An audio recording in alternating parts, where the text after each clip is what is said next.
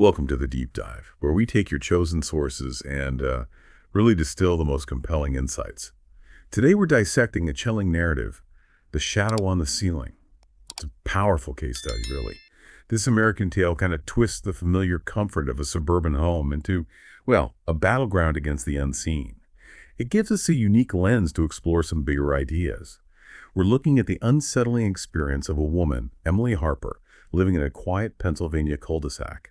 Her life. Well, sounds like a lot of ours, A blend of work stress, parenting challenges, the daily grind. But for Emily, the ordinary turned extraordinary when a nightmare quite literally crept in from above. Our mission today is to go beyond just the spooky story. We want to unpack how Emily's experience sheds light on psychological vulnerability, maybe the imprint of emotional trauma on spaces, and our universal struggle, really, to deal with things we just can't explain. Absolutely. And what's really compelling here is how it all starts in such a relatable setting, almost mundane, actually. Emily's life, 30-something marketing coordinator, Willow Creek, recent divorce, very grounded. And that relatability is crucial, I think. It invites you to connect with her situation before things get strange. By looking at her journey, we can maybe uncover some universal patterns in how people confront the unknown, how they try to find meaning in these weird events. Okay, so let's dive into that initial situation. Emily, newly divorced from Mike, described as a high school sweetheart turned deadbeat dad, which says a lot. She's facing single parenting pressures, work deadlines. It's a lot. She gets this fresh start in a modest two-story colonial house, loved the vaulted ceiling apparently, but sleep wasn't coming easy. She's blaming stress, demanding job, those constant texts about child support. How does that kind of real-world stress, that foundation, influence how someone might perceive something extraordinary happening? What do the sources suggest? Oh, that's a critical starting point. Yeah. Sources on cognitive psychology really highlight this. Heightened stress, fatigue, emotional vulnerability, they significantly impact our perception, our cognitive processing too. When we're under pressure, our brains are already kind of working overtime. Our baseline for normal can shift, so this might make us more attuned to subtle anomalies, things we wouldn't normally notice. Or, the opposite, more prone to misinterpreting perfectly ordinary things. Emily's exhaustion, her anxiety, they weren't just background noise. They really set the stage for how she'd interpret what came next. Right. So it's a Tuesday night, early fall. She's just finished a late Zoom call. And that's when she first sees it. A small shadow, maybe the size of a dinner plate, hovering right above her head on the ceiling. Her first reaction. Totally dismissive, trick of the light, reflection from the street lamp outside, maybe a smudge on the ceiling fan. She even kind of chuckled to herself, seeing things. Thought maybe she needed less caffeine. And that initial rationalization, it's not just Emily, that's classic human psychology. It's this powerful rationalization bias. Our brains are just wired to seek logical, familiar explanations. We often overlook weird data until it becomes absolutely undeniable. Sources on perceptual psychology show this clearly. We prefer to fit new experiences into what we already know, even if it means dismissing those first odd little things. You might recognize that impulse yourself, right? When something seems a bit off, your first thought is rarely, supernatural. But this shadow wasn't going away. The next night, he was back. A bit larger this time, maybe basketball-sized. Edges blurred like smoke. She actually tried to check the ceiling, poked at it with the broom handle. Found nothing, of course. By the third night, bigger still. Size of a large pizza box now. More defined. She thought it looked almost humanoid if she squinted, and it pulsed slightly, like he was breathing. That's unsettling. She grabbed her phone, tried to take a picture. Ah, the proof problem. Exactly. The camera just showed a perfectly normal, pristine ceiling. She whispers, "Am I losing it?" Panic starts setting in. Yeah, and that raises this fascinating question about proof versus perception.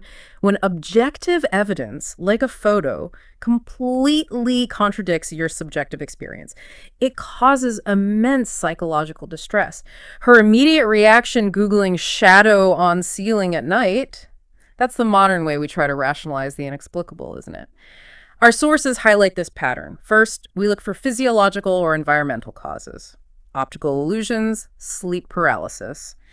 She even checked her carbon monoxide detector, which was fine. It's only when those logical paths are blocked that more, let's say, unconventional ideas start creeping in, like the stuff you find on Reddits are paranormal. And while, yeah, a lot of those stories get dismissed as hoaxes, she found one post about a shadow entity following a woman after a bad breakup. That one hit a nerve, resonated with her. Okay, and this is where it really shifts gears, right? From just seeing something to it doing something, a critical turning point. Yeah. Fourth night, the shadow starts interacting with her physical world. Her jewelry box rattles, the lid creaks open, and her grandmother's pearl necklace actually lifts up slightly before dropping back down. Whoa. Yeah. Then the TV remote slides across the nightstand on its own. So for someone like Emily experiencing that, Yeah. what does that objective proof, even if it's fleeting, do to her mental state compared to when it was just internal doubt? Oh, it's transformative. Absolutely. That shift from just watching passively to active, tangible interaction. It's a huge escalation. It challenges her sanity directly. Before, she could doubt her own mind, right? But now her actual environment is responding to something only she seems to fully perceive. Right. That creates this profound cognitive dissonance. The discomfort of holding two completely conflicting beliefs at once. All her earlier rationalizations just shattered, gone. She's forced to confront a reality that just defies easy explanation. And that's deeply isolating, especially when, like Emily, you struggle to get anyone else to believe you, to validate it. She did call her best friend Sarah, a nurse, very skeptical, came over, searched the room, found nothing, suggested a therapist or maybe a Ring camera for peace of mind. The practical approach. Yeah. But even after Sarah left, the shadow pulsed again. Confirmation for Emily. She wasn't imagining it. So she gets a camera, a smart home camera from Best Buy linked to her Alexa. The modern attempt to get control, get that concrete evidence. And a camera caught it. It did. Yes.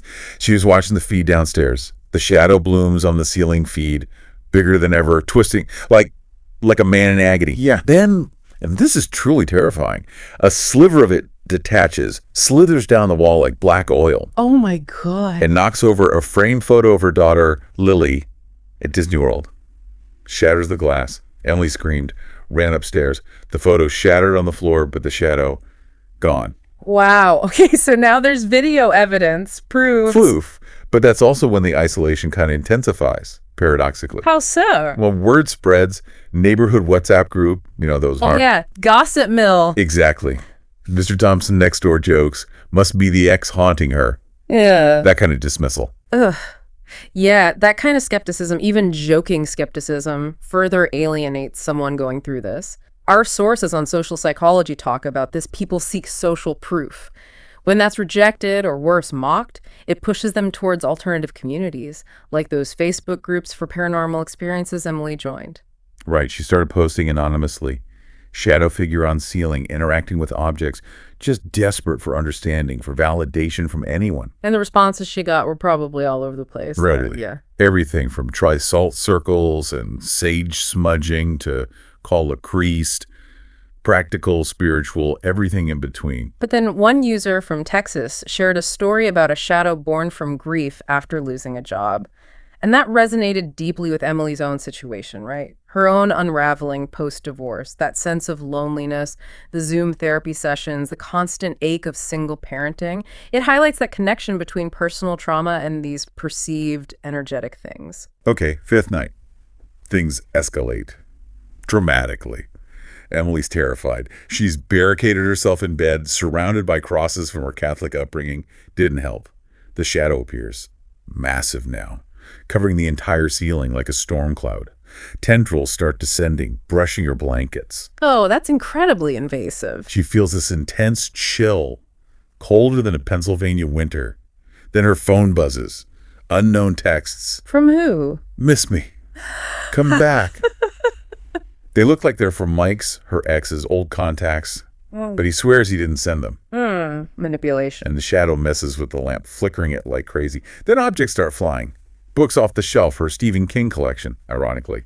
A coffee mug shatters against the wall. Okay, pure poltergeist activity now. That's gone way beyond just a shadow. She flees, runs to Lily's room downstairs, locks the door, but it follows, seeps through the air vents. It followed her. Yeah, and it starts whispering, faint voices like echoes. You failed us.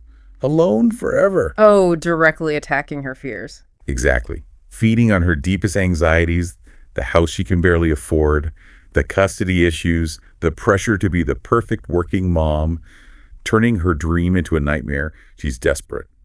She finds a local psychic, Rosa, on Yelp, specializes in energy cleansings for stressed suburbanites. Right. So what exactly does an energy cleansing mean in this context, according to, paranormal or spiritual frameworks? That's a really good question, because it can mean a lot of things. Yeah, it seems broad. For Rosa, and drawing from various traditions, it seems to be about disrupting and neutralizing negative energetic imprints. Basically, bad vibes turn solid, almost. Okay. And our sources in folklore and paranormal studies often make a distinction, right, between a ghost like the spirit of a person and a shadow entity. Exactly. Rosa identified it as a shadow entity, often believed to be manifestations of intense, unresolved emotion, like deep grief or anger, that kind of coalesces, sticks to a place or even a person. So not necessarily intelligent like a ghost, but more like a resonance, an echo of strong feelings. Yeah, that seems to be the idea. Rosa saw it in the form of place memory or emotional imprinting on the house. Which led to that heartbreaking discovery about the house itself, didn't it? It did. Rosa prompted a quick Zillow search, and they found it. The previous owner, an elderly man, died alone upstairs during the 2020 lockdowns, heartbroken after losing his wife to COVID. Oh, wow. So the entity, it was his grief. Apparently, his unresolved grief lingered in the home, created this energetic residue. And it resonated with Emily's own pain, the divorce, the struggle. It latched onto her. That's a powerful concept, that our physical spaces can absorb and echo human experiences, especially for someone already vulnerable. Like the house itself was holding on to that story. So the confrontation. Rosa's there, chanting prayers, sprinkling holy water. Emily confronts the ceiling, the shadows writhing furiously. She shouts, "Leave me alone." Objects start flying again, her eagle's mug, Lily's teddy bear. Then the shadow lunges, envelops the room in darkness. Emily feels hands cold, invisible around her throat. Terrific. Flashbacks hit her. Wedding day, Mike's betrayal, her daughter Lily crying. But then something shifts, a moment of clarity. "I'm not alone," she gasps. "I have my daughter, my life." What's the psychological significance there, that breakthrough moment? That's absolutely key. It's where the psychological meets the spiritual or energetic or whatever you want to call it. Emily's self-affirmation, realizing her own strength, her connections, it's paramount. See, if this shadow entity is a manifestation of negative energy, grief, fear, loneliness, it feeds on those same emotions in Emily. By choosing consciously to focus on love, connection, self-worth symbolized by her daughter, her life, she essentially cuts off its food supply, starves it out. It's a powerful demonstration, really. Shifting your internal state can profoundly impact your external reality, or at least your perception and ability to confront it. This lines up with a lot of spiritual practices, where positive intent, emotional strength are seen as protective forces. And the actual turning point was almost visceral, wasn't it? Tied to something concrete. It was. Playing that video of Lily laughing at 4th of July fireworks, that became the catalyst. The light, the sound, the pure joy in that video, that connection to her daughter, it literally made the shadow recoil, shrink back. Wow. Then Rosa burns, sage traditional cleansing ritual, the smoke filling the room, and the entity. It howls, a sound like wind through autumn leaves, the story says, and then dissolves. Leaving just a faint scorch mark on the ceiling. Proof it was there, proof it was gone. Emily found peace after that. Repainted the ceiling eggshell white, got smart lights Philips Hue, even started dating again, met someone on Bumble. Good for her, taking back control. Yeah.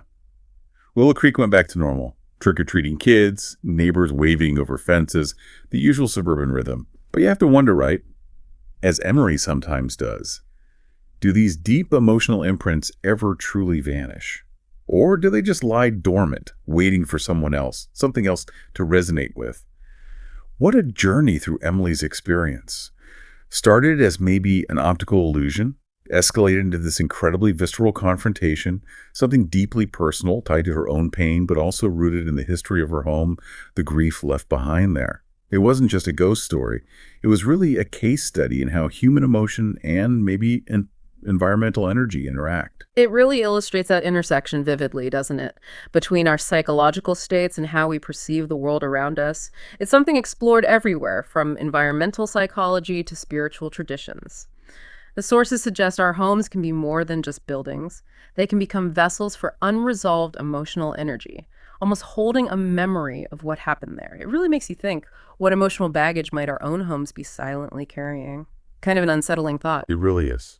And for you, listening, as you reflect on Emily's deep dive, think about maybe those subtle anxieties or unexplained feelings in your own life, or even at work. Are there shadows, unresolved issues, past hurts, lingering negative vibes in your personal or professional spaces? Things that, if you looked closer, might reveal deeper connections, unacknowledged stories. What stories might be waiting there, waiting to be acknowledged, and maybe, just maybe, released, letting you repaint your own ceiling, so to speak, and reclaim your space. Thank you for joining us on this deep dive. Until next time, keep exploring, keep questioning, and stay curious.